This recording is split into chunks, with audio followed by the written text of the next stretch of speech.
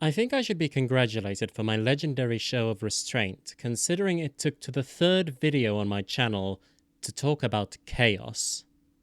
Sure, I briefly talked about chaos in my Land Raider video, and Slaanesh plays a pretty big role in the history of the Eldar, but capital C chaos is something I've not given the proper spotlight to yet. So I think it best we correct this grievous error and another one. I haven't spoken a word about Warhammer Fantasy in the entirety of the 3 weeks this channel has been posting. So let's kill a two-headed bird with one stone and talk about the real-world history of chaos in Warhammer Fantasy, with a focus on Chaos Warriors. Now then, we're going to go right ahead and start with Citadel in 1983, right? Wrong, we're going to Asgard. Before founding Citadel Miniatures, Brian Ansell had another miniature producing company named Asgard Miniatures. A lot of the miniatures Asgard produced were for historical wargaming, but of course a lot doesn't mean all. It doesn't even mean most. Asgard made some sci-fi miniatures, including a range of Space Marine, possibly for the 1980 game of the same name by A. Mark Ratner for fantasy games, and had a range of 15mm miniatures for Combat 3000, a game by Richard Halliwell and Rick Priestley, as well as Laserburn, Brian Ansell's own sci-fi skirmish game that would eventually evolve into Confrontation and later Necromunda. Snipe and Wib have excellent videos on both Combat 3000 and Laserburn, and Arbeiterian made a great video about Confrontation. I'll link all three in the pinned comment below. Anywho, what we're interested in here are the Asgard fantasy ranges, specifically their 28mm barbarian personalities, barbarians and chaotics, creatures of chaos, and fantasy monsters ranges. We'll be in the creatures of chaos part only for a little bit, mostly because these are just a delight to look at. While this guy here looks like a precursor to what we'd recognize as a Beastman today, others are just goofy as hell, looking like medieval marginalia. Barbarian personalities will also be keeping us for only a moment, as, while plenty of these are very lovely characterful old miniatures, the one we want to focus on today is Hax the Ragged, looking very evil and Chaos Warrior-like, something that Asgard seemed to agree with, since he was also sold as a Lord of Chaos, and was cast with versions carrying no weapons, only a halberd, or a halberd and a shield. The Barbarians and Chaotix line also gave us Chaos Warhounds, Archers, and Warriors of Chaos, and the Chaos Doomguard. I am curious though, is he wearing a helmet on his head, or has his head melded with his body and the helmet's just for aesthetics? The Fantasy Monsters line gave us an alternative look at the Chaos Lord, now riding on a horsey, while also giving us alternative sculpts of the Doomguard and a pair of mounted Knights of Chaos. We also got to see a Goat Spawn who looks very much like an early Beastman, or I suppose RuneQuest Brew miniature. Asgard would go out of business in 1986, but by this time, Brian Ansell had already started Citadel Miniatures. In fact, Citadel was founded in 1978, only 2 years into Asgard being in business. And around 1980, Citadel would start releasing fantasy adventurers, along with mounted variants thereof. And while most of these fantasy adventurers are your standard wizards and clerics and paladins and thieves, with the occasional ninja in there, cause why not, you got evil versions. And some of these do look very chaosy indeed, especially the evil hero, which feels contradictory to itself. Just putting this bit out there, thank you very much to the Lost Miniatures Wiki and Collecting Citadel Miniatures Wiki. You made looking up these miniatures so much easier. Also, a huge thank you to Stuff of Legend for letting me learn most of the information you're about to hear from here on out. In 1982, Citadel released Specialty Set 1, Champions of Chaos, a box that gave you 9 unique Chaos Champions, made all the more unique by the fact that none of them have a head. The box also came with 12 unique heads, so your guys wouldn't be completely sans noggin, 12 loose shields, and a trio of spare weapons. A few miniatures of note here are Archon Stormrider, whose pose and helmet should look very familiar to those of you who've played HeroQuest, and this specific helmet, that seems to be a loving nod to Hax the Ragged from that old Asgard range. SS1 would get a second wave of releases in 1983, to coincide with SS5, Warrior Knights of Law. This set would later be known as SS1 Version 2, or SS1B, The Warriors of Chaos. And here is where I can show off my precious baby. Harry the Uthmog Elvenbane. Wait, really? That's his name? Well, yes and no. This mini would be immortalized in the cover of the 1983 Warhammer Fantasy First Edition box as Harry the Hammer, a piece done by John Blanche, but he was first released as Uthmog Elvenbane in SS1B, or Elvenblade. The second Citadel compendium calls him Elvenblade, but I've seen him called Elvenbane in other publications. Whatever, I'll just call him Harry. Harry here is a great example of some of the design sensibilities going on in this range. The minis were stood on sculpted-in bases, commonly known as pudding bases, and are single-piece metal models, using lead as the key ingredient. These guys have no real uniformity. Harry's only chaotic aspects are the demon faces on his knees, shoulders, and shield, while others can be very chaosy looking indeed.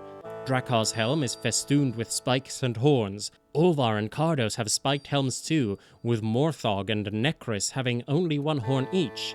Meanwhile, Scathor's got dragon wings on his helmet, Athgul has a penguin on his head, Ogroth looks like one of those Mordheim Cult of the Possessed guys, and Belmoth has hardly any chaosy features at all. If it weren't for his buddies, you'd be hard-pressed to tell if he was meant to be a goodly knight of order or a wicked warrior of chaos. Harry is also very tiny, something mitigated slightly by the pudding base, but if you put him next to some of the minis from only a few years later, with a little bit of his outstanding boot flat on the other guy's base, this'll reveal just how minuscule he is. Still in 1983, we also got the SS3 version 2, the Warrior Knights of Chaos. For full context, SS3 version 1 was the Night Elf Patrol, and Night Elves is what they called Dark Elves in Warhammer Fantasy before Forces of Fantasy. These guys are still mounted on pudding bases, but a few things of note are Buofoot Bane Arrow, who seems to be our first Citadel Chaos Archer, Thel, Knight of Gorth the Great Obesity, who doesn't look like a servant of a god of obesity, but hey-ho, what do I know, and Rechgrindel, the warrior maiden of Dim Pon, who, while not the first female Citadel miniature, is possibly the first female Chaos miniature that Citadel made. She looks charming. And we still remain in 1983, with the first set in the Citadel Presents series, Brian Ansell's Chaos Marauders. This set of 7 chaotic miniatures saw a number of different sorts of chaotic warriors for you to put in your chaotic armies, including the wizard Enkelon of Garusa, the Chaos Warriors Guardsman Toyn and Guardsman Healy, Aralak the Ogre Champion, Korshima the Impaler, the Goblin Champion with nothing to really impale you with, Numti the Giant Hobgoblin Champion, who at least is big for a hobgoblin, and the evil High Priest Cormonti of Khorne, which might be the first ever mention of Khorne in Warhammer history. His weapon looks sufficiently splatter-causing for Khorne. Boy, am I glad I did this video before my huge Khorne one. In July of 1983, Citadel released Warhammer, the mass combat fantasy role-playing game. While this set would contain no mention of Chaos whatsoever, even though Chaos Warriors would be prominent in the covers of both the main box and Volume 1 Tabletop Battles, there are a few entries of note in the Tabletop Battles book's creature list: demons and balrogs. Alright, I have a cup of tea, my throat is lubricated, and I am ready to Number 6. Demons. There are many kinds of demon, greater and lesser. A further volume of Warhammer will cover these creatures in depth. Demons are minor forms of the same sort of beings who make up balrogs and other powers. Often they can take on various shapes. A typical small demon, such as might be controlled by a wizard or accompany a balrog, is Ralpathar's P15-1E, Demon with Trident. Demons are not subject to terror or fear unless caused by greater demons or magic.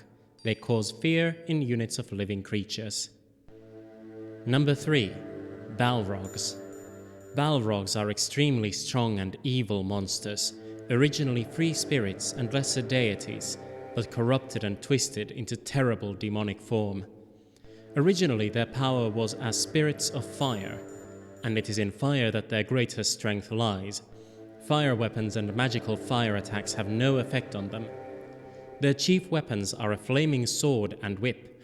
which is of great length and can be lashed with a range of 6 inches like a missile weapon. Balrogs can cast fire-related spells, Fire Blast, Flame Sheet, and Fire Bolt, and have a mastery level of 4. Balrogs are not subject to fear or terror, except when induced by gods or greater demons. Balrogs cause fear in all enemies that can see them, and terror in all enemies within 15 inches. Balrogs can lead or command up to 3 units of orcs, goblins, trolls, or hobgoblins at the same time. Units led by a Balrog need never test morale and ignore psychological effects. All creatures hit by Balrogs, either in hand-to-hand combat or from the whip, must save against poison.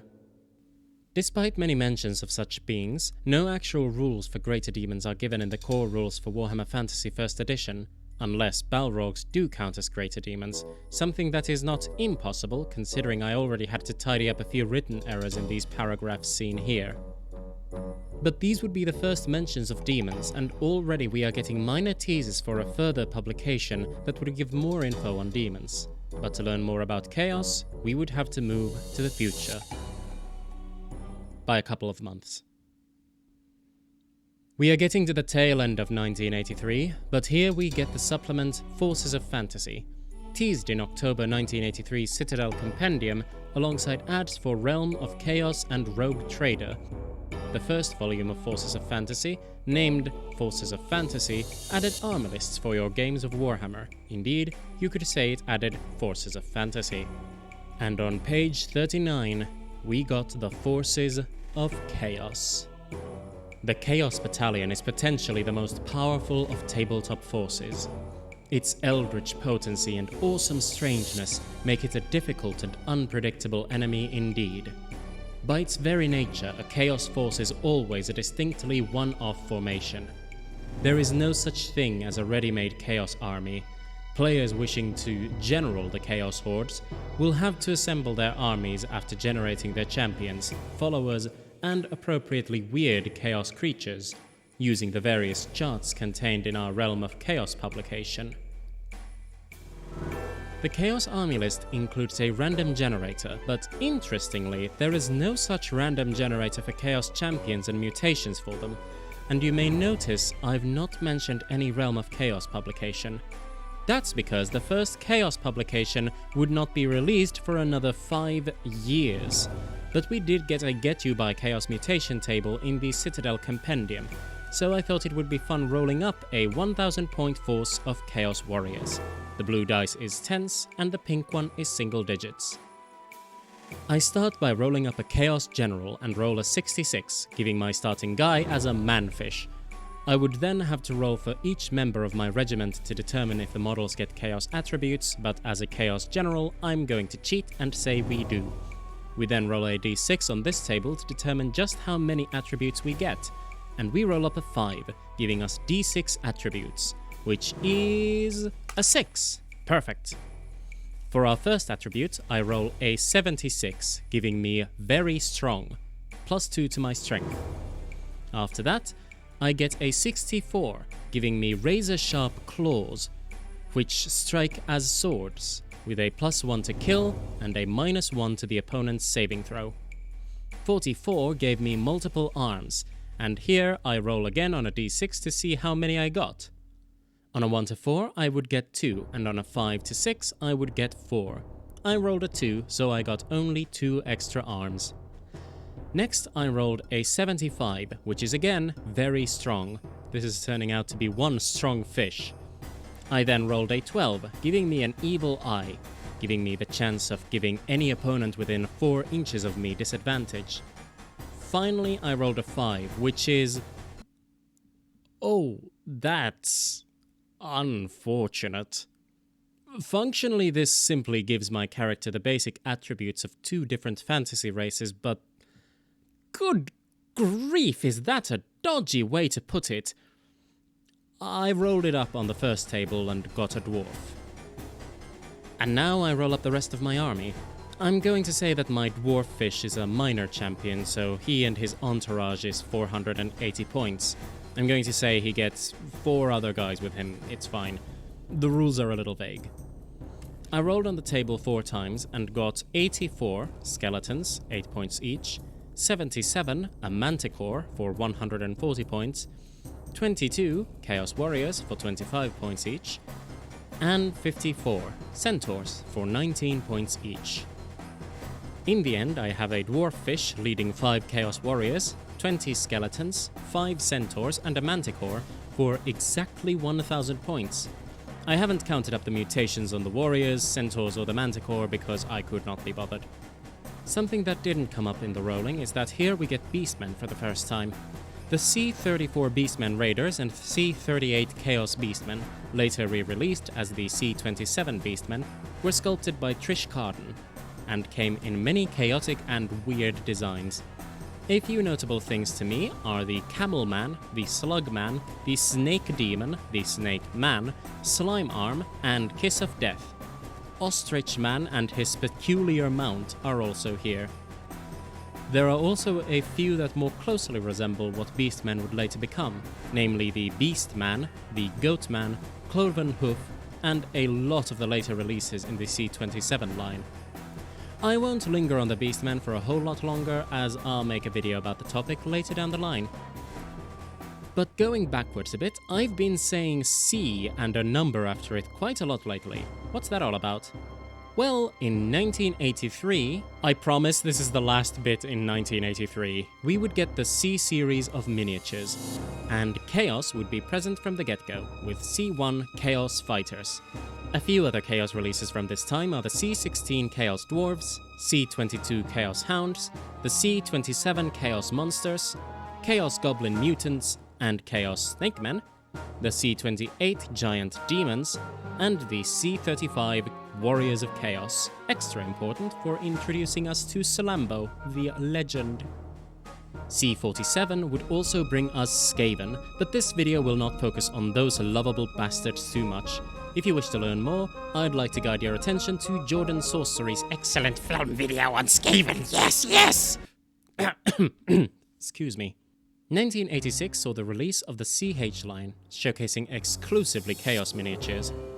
This included the CH2 Chaos Warriors, CH3 Chaos Champions, CH5 Chaos Sorcerers, and CH6 Chaos Thugs.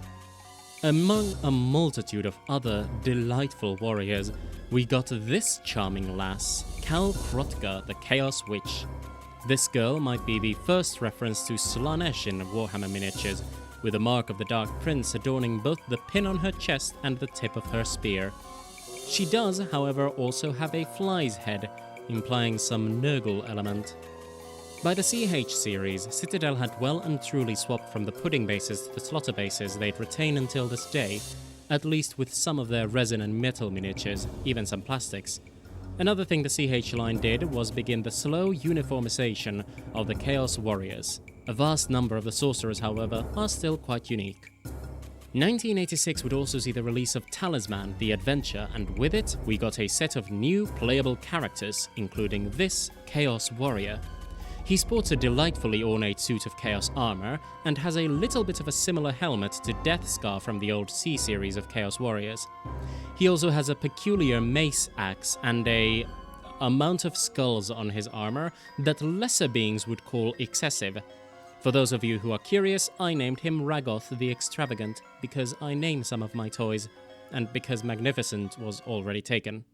1987 saw the release of the 3rd edition of Warhammer Fantasy, as well as 40k Rogue Trader, there's your Warhammer 40k rep, and soon after, GW lived up to the promise they made 5 years previous. 1988 saw the release of Realm of Chaos Slaves to Darkness, with Realm of Chaos The Lost and the Damned being released in 1990. These books gave lore and rules to the forces of Khorne and Slaanesh in the first book, and Nurgle and Tzeentch in the second. Along with this, we got a number of new Chaos miniatures. The warriors retain a similar aesthetic feel to the ones from the CH line, but the sorcerers and champions retain some individual flair, as seen on this lad right here. I couldn't really find a catalogue page to give him a proper name, but I did find this page in the Realm of Chaos Slaves to Darkness book that gives him the name Gilelion? Guildlion? I genuinely cannot make that out. The print evidently got a little scuffed here. So let's just call him Gilelion the Lewd, champion of Slaanesh. Gilelion the Mouthful seems to be a Beastman champion, or has attained a plentiful number of mutations, causing him to gain a bestial, even dragon-like head and cloven feet. His armor is made of bones, and it would appear his vertebrae form a sort of whipcord from the back of his head. And yes, I would assume that this Gilelion, as well as his buddies in similarly bony armor, are the reasons for the bone-clad champion in Ian Watson's Inquisitor being clad in such armor, and for why Ian spent so much time describing it. Hi, Editing Lily here. A little bit after I recorded this bit, I discovered that Ian Watson has a Finnish language Wikipedia article. You might be thinking, why is this important? Well, because a lot of other authors that worked on Warhammer content, such as, namely, Kim Newman, who wrote Drakenfels and Beasts in Velvet and Genevieve Undead and Silver Nails and, what's that important one? Oh yeah, Anno Dracula. Kim Newman does not have a Finnish language Wikipedia article, but Ian Watson, writer of Inquisition and Space Marine and the Orgasm Machine, has a Wikipedia article in Finnish. I don't know. I don't know. It's weird. Anywho, that's me done. You can go back to the scripted Lily. 1989 also saw the release of HeroQuest, the first GW and MB Games combo game. Along with the Gargoyle, also known as a Bloodthirster, we got the Chaos Warrior, similar to Salambo from the C-series, though with only one axe. 1992 saw the release of the third MB-GW collaboration, Battle Masters, which saw the forces of the Empire face the hordes of Chaos and orcs. The box included a Chaos champion mounted on a horse, wielding a lance and wearing a very ornate bunny ear helmet, as well as a set of Chaos warriors, armed with halberds and shields, and clad in a suit of heavy armor not dissimilar to some of the warriors in the Realm of Chaos releases.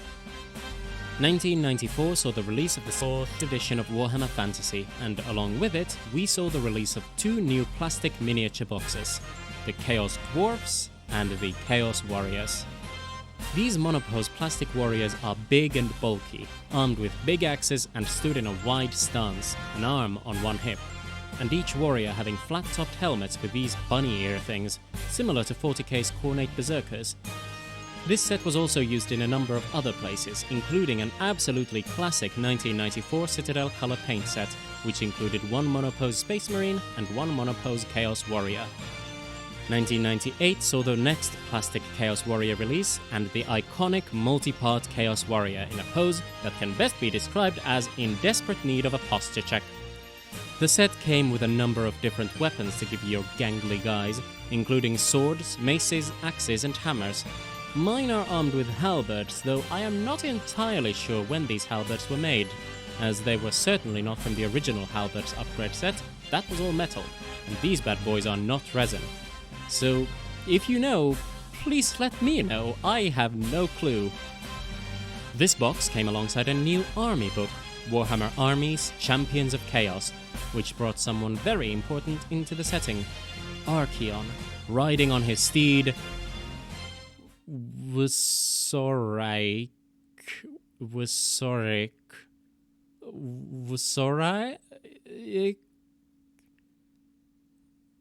You know what? I'm not going to talk about Archaon today, just to avoid having to pronounce the name of his horse. And with that, we come to the end of this story. That was fun, wasn't it? A quick dive into the refreshing waters of Warhammer Fantasy after more than an hour spent delving through 40k. And boy has the Chaos Warrior evolved, from the fairly tame but wildly variable warriors of Asgard and the earliest Citadel, to the significantly more uniform warriors of today, with a more menacing aesthetic and horns galore. And they survive not only in the old world, but in the mortal realms of Age of Sigmar as the slaves to darkness, paying homage to the book that turned them into what they are today. Truly, the dark gods have smiled upon their servants. Thank you for watching. This one ought to be significantly shorter than the last monster of a video. There's gonna be quite a few more videos on Warhammer Fantasy coming up, including one shorter one and one longer one. Oh boy. But those are still some ways away. In the meantime, why not tell me what varieties of Chaos Warriors and other chaotic goodness you like? I'm fairly fond of it all, with the exception of Nurgle stuff. That's just a bit gross, but you can never go wrong with a Skaven now, can ya? Anywho, thanks again for watching, and I'll see you again soon. Bye!